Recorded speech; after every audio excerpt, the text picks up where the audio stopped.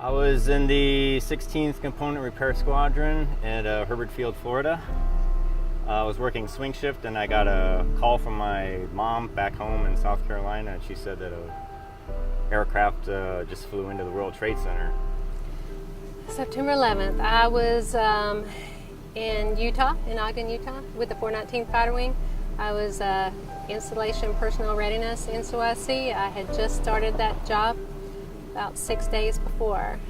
So I remember exactly the moment it happened. On 9/11, we had just finished with the wing staff meeting, and the wing commander went into his office, General Black, and we were watching the television, and we saw this plane hit the building. And it seemed like it was a small plane to me. I said, "Did a plane just hit there?" And the boss said, "No, that was a big one." I said, "Why would they do that?" I'm getting cold chills just thinking about it right now. And he goes, "This is not good." So then we all got huddled around the television watching, and that's when we saw the second plane hit. And then we knew that our lives would change from now on.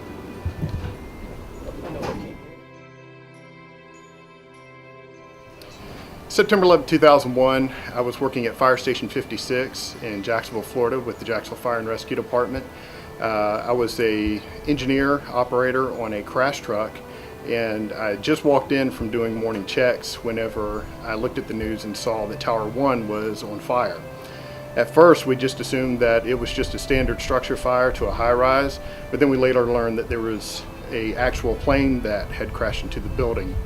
Upon watching further news coverage, we saw the second plane hit, and then subsequently the attack on the Pentagon.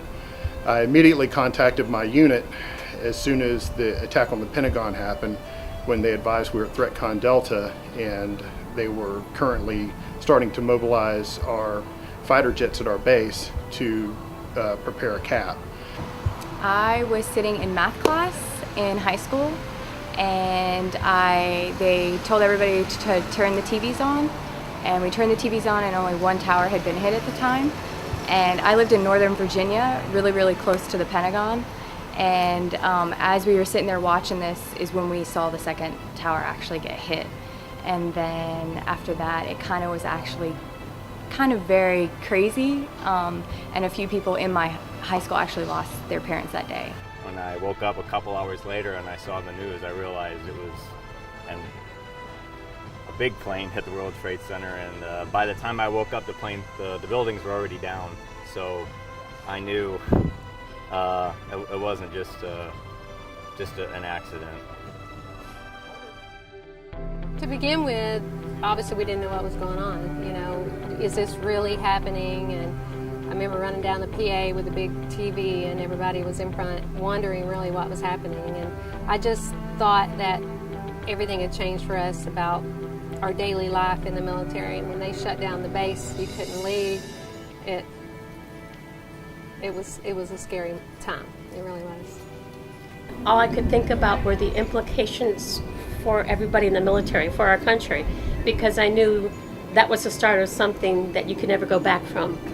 And so at first it was anger that someone would be doing that, and then a little bit scared because there's uncertainty.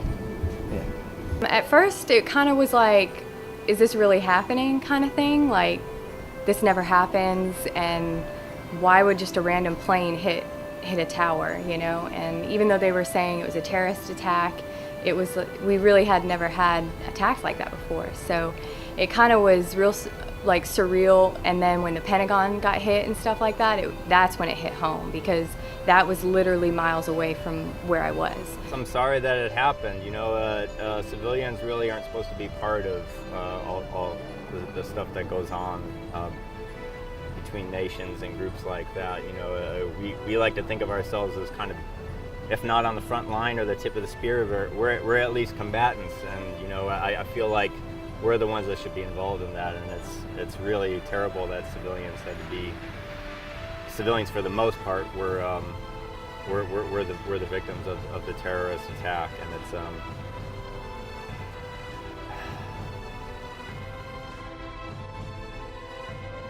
I can say though that out of all the terrible things that did happen that day, the immense pride and the unity and the esprit de corps that our military and our fire department has shown throughout this entire process through Operation Enduring Freedom, Operation Iraqi Freedom, has been overwhelming. The amount of brotherhood and sisterhood that we have, to me, I believe that bond is even stronger now as it was before. And just to know that everyone is there to protect our country no matter what the cost, I believe is the essence of what the military and the fire service is today. This morning, I was watching on the news, they had some of the children of the parents who had died, and the youth now, somebody said this is history to them. They were born after, and they don't know what we feel because we lived through it. I feel for all those families, I really do, and I don't ever want to forget, and I want to make sure that other generations don't forget either. I give them a lot of prayer, and I hope that they're stronger now and that they found their footing again from when lives were turned upside down for the families that were left behind, and to know that they have our utmost respect and love.